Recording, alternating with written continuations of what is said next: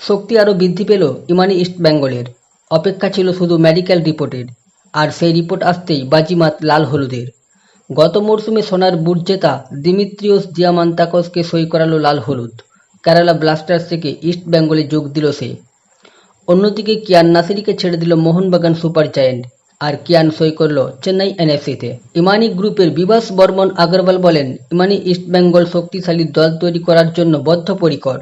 আমাদের সমর্থকরা গর্বিত হবেন এমন ফুটবলারকে দলে পেয়ে। দিয়ামান্তাকস ম্যাচ জেতানো ফুটবলার, আইএসএলে সোনার বুট জয়ী ফুটবলারকে আমাদের পরিবারে পেয়ে দারুণ খুশি সমর্থক সহ আমাদের ম্যানেজমেন্টরা। খুশি কোচ কার্লোস কোয়াদ্রাতো। তিনি বলেন, দিয়ামান্তাকস ভারতীয় ফুটবলের সঙ্গে নিজেকে মানিয়ে নিয়েছেন। আমাদের আক্রমণকে শক্তিশালী করবে ও। অনেকগুলো ক্লাব চেয়েছিল ওকে দলে নিতে, কিন্তু শেষ পর্যন্ত ও ইস্টবেঙ্গলকেই বেছে নিয়েছে।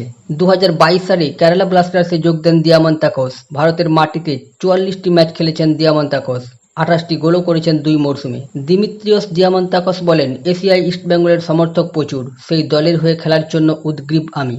দলকে জেতানোর জন্য সব রকম চেষ্টা করব, সমর্থকদের আনন্দ দেওয়ার চেষ্টা করব। লাল হলুদ ব্রিগেড যখন নতুন ফুটবলার সই করাচ্ছে, তখন তরুণ ফুটবলারদের ছেড়ে দিচ্ছে মোহনবাগান। সবুজ মেরুন জার্সিতে আর খেলবেন না জামশেদপুত্র কিয়ান। শুক্রবার চেন্নাই এনএফসিতে যোগ দিয়েছেন কিয়ান নাসিরি।